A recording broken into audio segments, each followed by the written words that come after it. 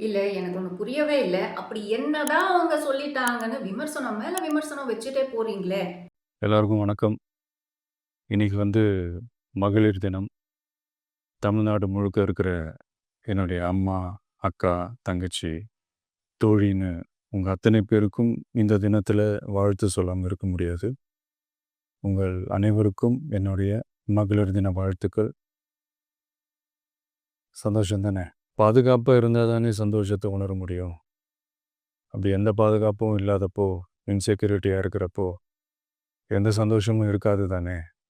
அப்படின்னு நீங்க நினைக்கிறது எனக்கு புரியுது. என்ன செய்ய? நீங்க, நாம எல்லாருமா சேர்ந்து தான் இந்த திமுக கவர்மெண்ட்டை தேர்ந்தெடுத்தோம்.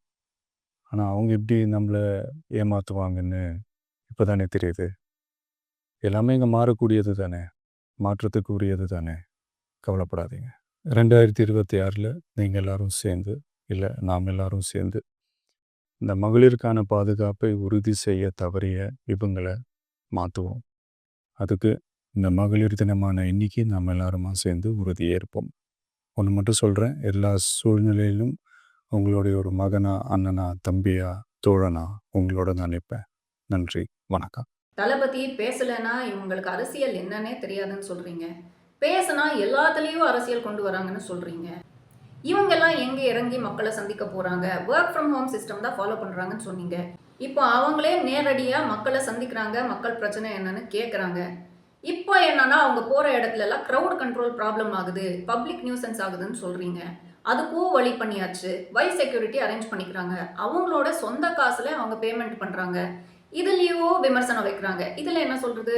மத்த அரசியல்வாதிகளுக்கு எல்லாம் கொடுக்காத வைஸ் செக்யூரிட்டி தளபதிக்கு மட்டும் ஏன் கொடுக்குறீங்க அப்படின்னு கேக்குறாங்க. மத்தவங்கள மாதிரியா தளபதி? இவங்க போற இடத்துல எல்லாம் கிரவுட் எந்த அளவுக்கு வரும்ன்றது எல்லாருக்கும் தெரிஞ்ச விஷயம். தெரிஞ்சும் கேட்கணும்னு சொல்லி ஒரு கேள்வியா கேட்குறாங்க. அதுவும் இந்த வைஸ் செக்யூரிட்டி வேணும்னு தளபதி ஒன்றும் கேட்கல. பொட்டென்ஷியல் லைஃப் த்ரெட் இருக்குன்னு அசஸ் பண்ணி சென்ட்ரல் இன்டெலிஜென்ஸ் ஏஜென்சியே அப்ரூவ் பண்ண விஷயம். விமர்சனம் வைக்கிறதுல தப்பே கிடையாதுங்க. அது நம்மளுடைய உரிமை. ஆனா அதுல ஒரு நியாயம் வேணும். நானும் கூட டிவிக்கே செகண்ட் ஆனிவர்சரி ஃபங்க்ஷன் அன்னைக்கு நிறைய மக்களுடைய பிரச்சனைகள் பத்தி நீங்க பேசியிருந்திருக்கணும். அதுல முக்கியமா பெண்கள் பாதுகாப்பு பத்தி நீங்க பேசாம விட்டது வருத்தமா இருக்குது அப்படின்னு தான் நானும் சொல்லியிருந்தேன். நம்ம பேசுனது எல்லாமே அவங்க கன்சிடர் பண்றாங்க. அதுக்கேத்த மாதிரி இப்போ பேசுறாங்களே. இப்போ பெண்கள் பாதுகாப்பு பத்தியே எக்ஸ்க்ளூசிவான ஒரு வீடியோ போடுறாங்க. இது கூட எத்தனை பேர் பேசுனாங்க? அவங்க பேசுறாங்க தானே. ஸோ நம்ம சொன்னது அவங்க பண்றாங்களே. நல்ல விஷயம் தானே. அவங்க பேசுறது எல்லாமே ஸ்கிரிப்டில் இருந்து படிக்கிற மாதிரி இருக்கு. டைரக்டா எந்த கட்சியும் அவங்க அட்டாக்கே பண்றது இல்ல அப்படின்னு எல்லாம் சொன்னீங்க. சரி, இப்போ ரியலாவே டைரக்டாவே அவங்க டிஎம்கே பத்தி பேசுறாங்க. டைரக்டாவே அவங்க ஓட்டு கேட்குறாங்க. நான் இப்போ எலெக்ஷன்ல நிக்கிறேன். அடுத்த வருஷம் எலெக்ஷன் வரப்போகுது. நீங்க நம்பி ஓட்டு போட்டாதான் நான் பவருக்கு வர முடியும். நான் பவருக்கு வந்தாதான் இப்போ வரைக்கும் நான் சொன்ன விஷயங்கள் என்னால இம்ப்ளிமெண்ட் பண்ண முடியும். அப்போதான் உங்களுக்கு நான் சரியான விதத்துல உதவி செய்ய முடியும் அப்படின்னு சொல்றாங்க. இதுல என்ன தப்பு? பெண்கள் சேஃப்டி விஷயத்துல டிஎம்கே எக்ஸ்பெக்டேஷன்ஸ் மீட் பண்ணல. Women are still feeling unsafe அப்படின்னு தான் சொல்லியிருக்கீங்க. இப்போ நார்த் கம்பேர் பண்ணா, மத்திய பிரதேஷ், ராஜஸ்தான், டெல்லி எல்லாம் கம்பேர் பண்ணா தமிழ்நாட்டுல கிரைம்ஸ் அகேன்ஸ்ட் விமென் கம்மி தான். ஆனா இஸ் இட் ஜீரோ? கிடையாதுல்ல. அண்ணா யூனிவர்சிட்டி கேஸ் டிஎம்கே ஆட்சிக்கே ஒரு பிளாக் மார்க்கா இருக்கிற ஒரு விஷயம். இப்போ போன வருஷம் டிசம்பர்ல நடந்தது. Anna university is one of the most protected and reputable institutions in Tamil Nadu. அவ்வளோ பாதுகாப்பான ஒரு இடத்துல எவ்வளோ தைரியம் இருந்தால் ஒரு அவுட் சைடர் உள்ளே ஒரு ஸ்டூடெண்ட் மேலே பாலியல் குற்றம் பண்ணிட்டு போகிறான். சரி, அவனை தேடியாச்சு, தண்டனை கொடுத்தாச்சு. ஆனால் அந்த கேஸை ஹேண்டில் பண்ண விதம் அவ்வளோ அன்ப்ரொஃபஷனலாக இருந்தது. சுப்ரீம் கோர்ட் வரைக்கும் இந்த விஷயம் போயிருக்கு. எஃப்ஐஆர் லீக் ஆயிடுச்சு. எஃப்ஐஆர்ல விக்டிமோட டீடைல்ஸ், அவங்க ஃபேமிலியோட பர்சனல் டீடைல்ஸ் எல்லாம் லீக் ஆயிடுச்சு. கேட்டா சிஸ்டம் ஃபெயிலியர்னு சொல்றாங்க. ஆனா அதுலேருந்து அந்த விக்டிம்க்கும் சரி, அவங்க ஃபேமிலிக்கும் சரி எவ்வளோ பாதிப்பு ஏற்பட்டது. தமிழ்நாட்டு காவல்துறை டிபார்ட்மெண்ட் இந்த கேஸ் சரியா ஹேண்டில் பண்ணலன்னு சொல்லி நம்ம தமிழ்நாட்டு ஹைகோர்ட்டே 25 lakhs இந்த விக்டிம்க்கு நீங்க கொடுக்கணும் அப்படின்னு சொல்லி சென்டென்சிங் பாஸ் பண்றாங்க. ஸோ அப்படியெல்லாம் இருக்கும்போது இந்த கேள்விகள் வரத்தானே செய்யும். அந்த டைம்லேயே டிவிக்கிலேருந்து நம்ம விஜய் சார் பேசியிருக்காங்க, பிஜேபியிலேருந்து அண்ணாமலை அவர்கள் பேசியிருக்காங்க, தமிழிசை மேடம் பேசியிருக்காங்க. ஏஐஏடிஎம்கேலேருந்து எடப்பாடி அவர்கள் பேசியிருக்காங்க. ஸ்டூடெண்ட் ப்ரொடெஸ்ட் நடந்திருக்கு. மக்களாகிய நாங்கள் கேட்டிருக்கோம். இவ்வளோ தூரம் இவ்வளோ பெருசாக அந்த பிரச்சனை போயிருக்கு. டிஎம்கே கவர்மெண்ட்டை நாங்கள் தட்டி கேட்டிருக்கோம். இதெல்லாம் நடந்த விஷயம் தானே.